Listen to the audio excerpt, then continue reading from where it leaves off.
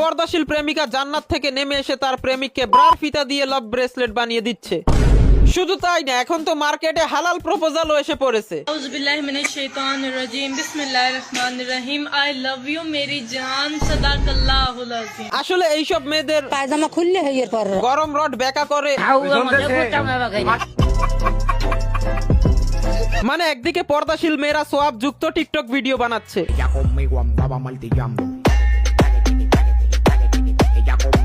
দাঁড়ান ফরজ কাজটা করেনি। অন্যদিকে পর্দাশীল পরেশগার মেয়ে কনসার্টের মাঠ কাঁপাচ্ছে।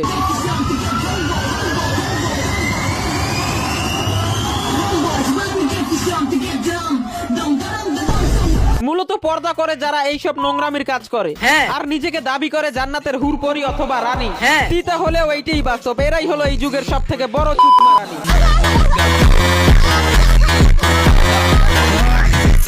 দেখেন, আসলে স্কুল আর মাদ্রাসা নাই, কিছু মানুষজন বোরকাটাকে নোংরামির লাইসেন্স বানিয়ে ফেলছে।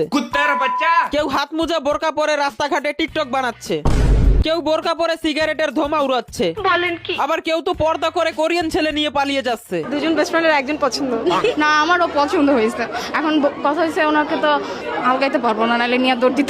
এরা হলো পিওর পর্দাশীল। মানে ভাই, এই যুগটাই এমন, বেশিরভাগ মেয়েরা নিচের পর্দা ফাটিয়ে উপরে পর্দা করে হাঁটে, বোরকা হিজাব করে মানুষের সামনে ইনোসেন্ট অথবা ধার্মিক সাজে। খোঁজ নিয়ে দেখেন কোন জায়গা কনসার্ট হলে এইসব হুজুরানিরাই পেন্টি খুলে নাচে।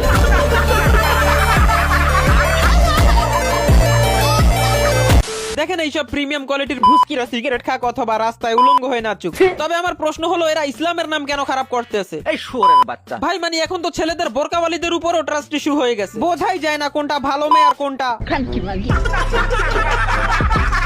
দেখেন, এইসব এল জেনারেশনের পরেশগার মেয়ে, আই মিন বোরকাওয়ালি আর কিছু ছাপরি হুজুরদের জন্য আজকে সবার নাম খারাপ। বলেন কি? আর এর পিছে সব থেকে বড় ভূমিকা হলো বাংলাদেশের টিকটক অ্যাপ্লিকেশনের। এই টিকটক নামক ভাইরাস একবার যার ঢুকে যায়, সে আর কখনো মানুষ হতে পারে না। ভাইয়ার নাই চরিত্র, ভাইয়া বউ খুঁজে পবিত্র, ভাইয়া লয়াল। এদের শাউয়ার নাই ঠিকানা, এরা টিকটকে এসে জামাই খুঁজে মাওলানা। এদের না আছে লাজ লজ্জা মান ইজ্জত, না আছে ধর্মের আলো। এমন নির্লজ্জ ডুপ্লিকেট পর্দাশীল মেয়েদেরকে বিয়ে করার থেকে অবিবাহিত মরা ভালো।